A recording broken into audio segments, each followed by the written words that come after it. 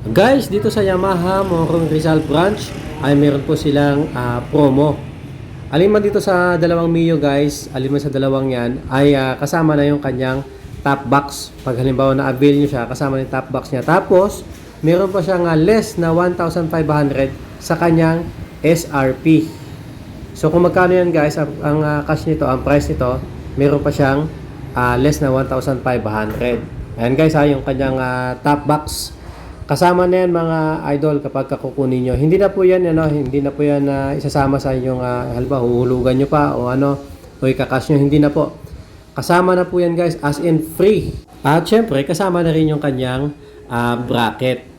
At guys, syempre, magkano ba ang updated price nito sa cash at saka sa hulugan? Maya-maya lang, papakita ko po sa inyo. At syempre, kung saan lugar to mga idol, sasabihin ko din po sa inyo. At syempre, kung anong mga motorsiklo to guys, ito yung Yamaha Gear at saka yung Yamaha Mio. At syempre mga idol, ngayon 2025, papakita ko po sa inyo kung ano yung kaibahan nito noong 2024 at saka 2023. Ito na guys.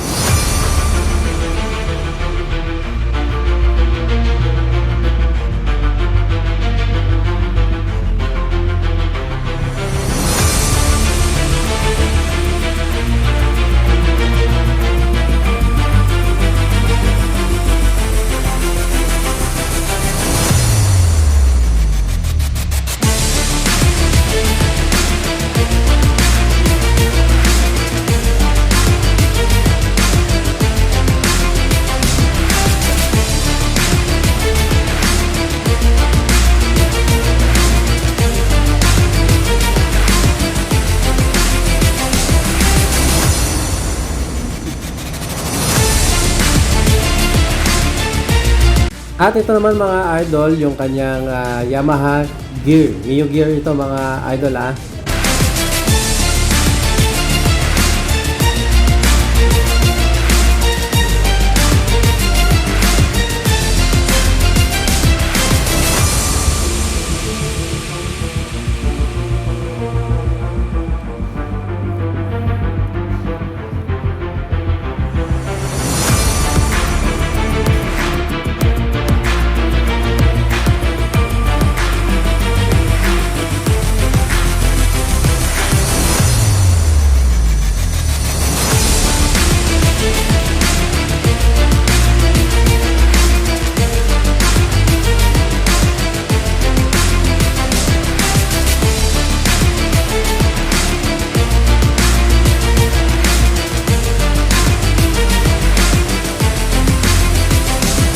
Ayan mga idol, parehas po yan. Meron po silang gasoline indicator pareho. So yan ang importante sa isang motorsiklo guys.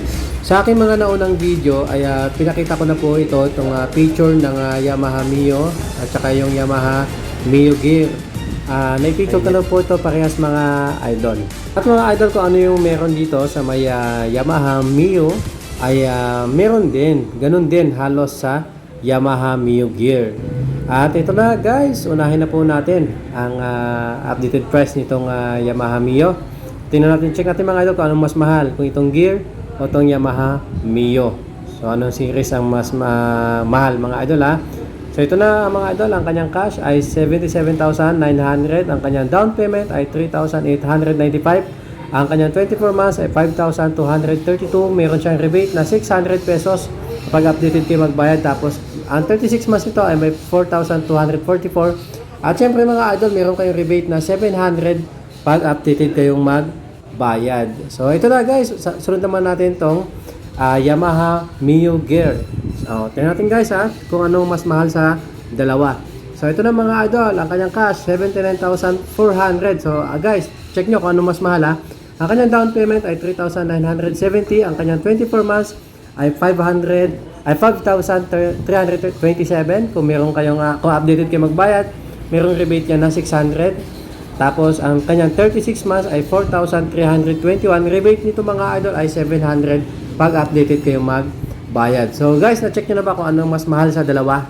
At syempre guys, mas mahal pa rin tong Yamaha Mio Gear, 79,400. Ito naman guys ay 77,900.